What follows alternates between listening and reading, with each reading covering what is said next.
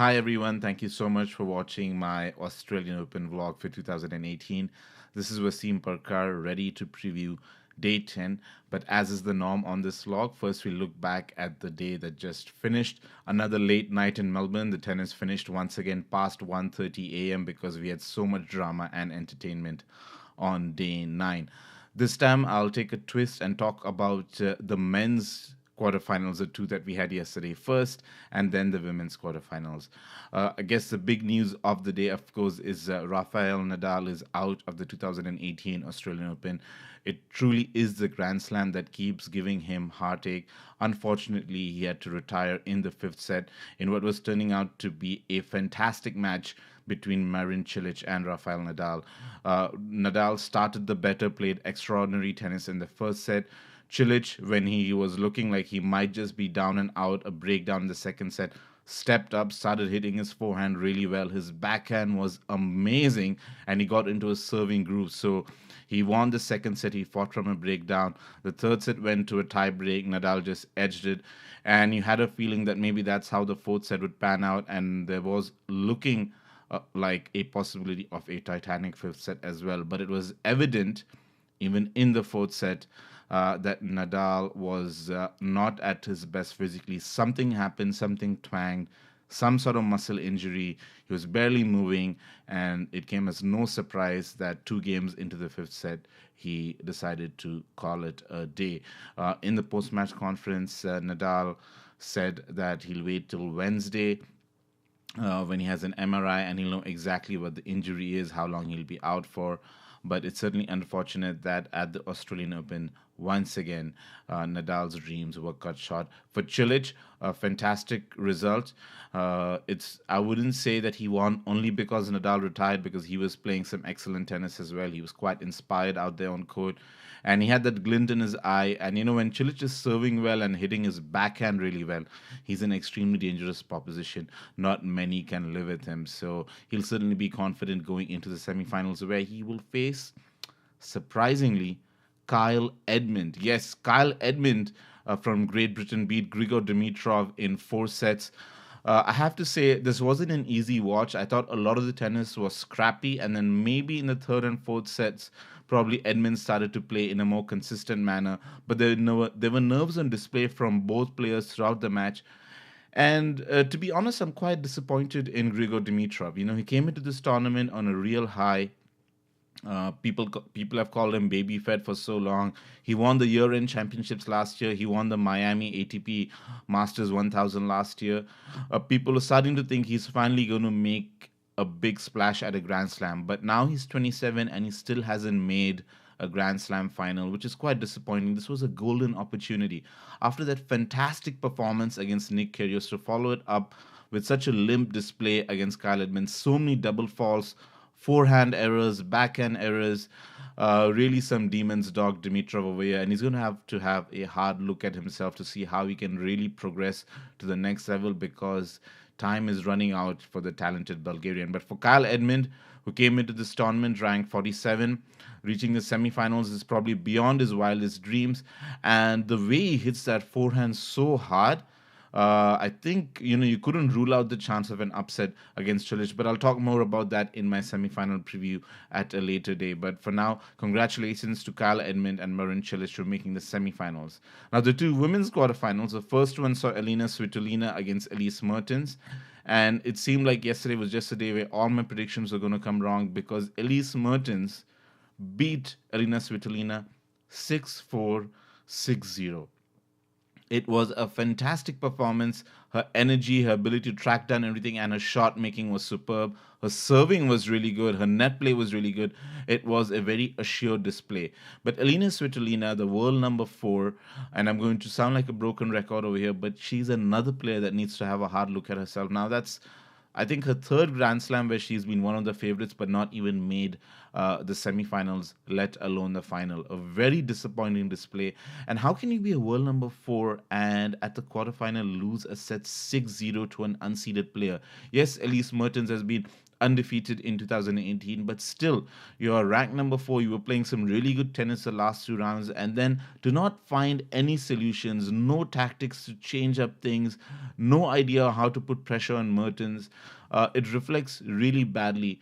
And this is starting to become a recurring trend at Grand Slams where a lot of the top women are just so mentally fragile. We haven't seen a Grand Slam final between two top 5 players in the women's game since Wimbledon 2016. Now, I, just like anyone else, love an underdog story. I love that things are unpredictable, but you also like to see the top names in contention for the big tournaments, playing the big finals, and we're just not seeing that in the women's game. So, really disappointing result for Elina Svitolina.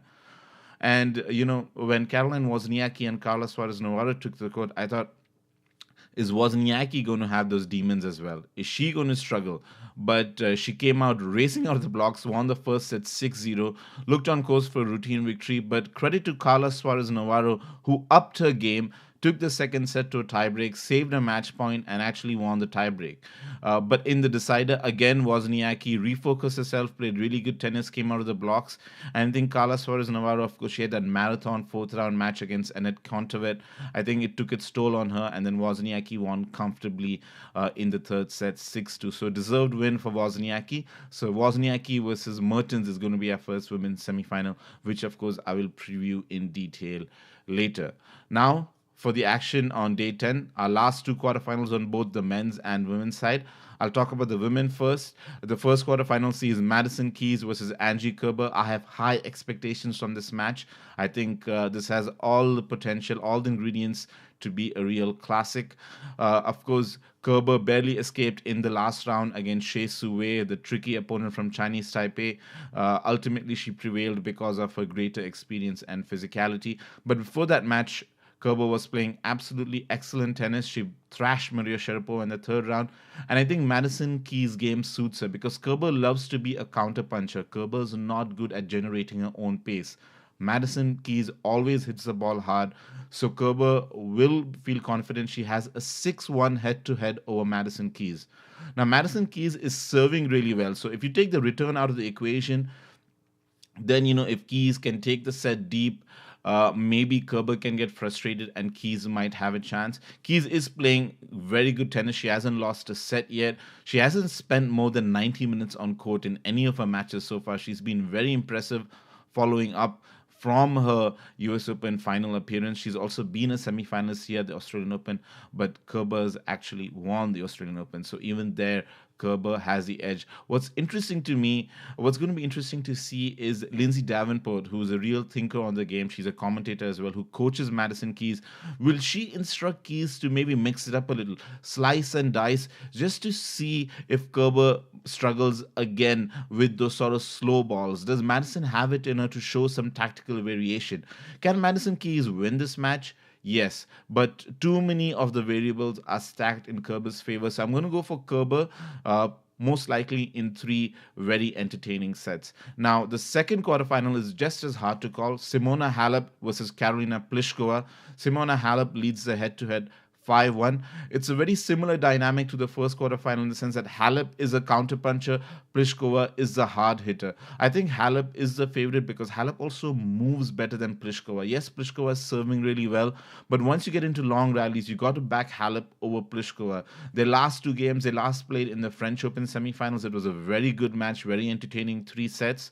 So I'm expecting another close one. Unless Halep switches off mentally, though, I can't see her losing to Pliskova. But it's really 6 of one, half a dozen to the other. This match will go either way, and I'm expecting another three-set battle with Halep to edge it. Now on to the men's last 2 quarterfinals. The first one's a real surprise. I don't think anyone would have penciled this in before the tournament. Chung from South Korea, the young upstart, taking on Tennis Sandgren, the 26-year-old qualifier who never won a Grand Slam match before and is now in the quarterfinals after beating Dominic Thiem and Stan Wawrinka. What about that?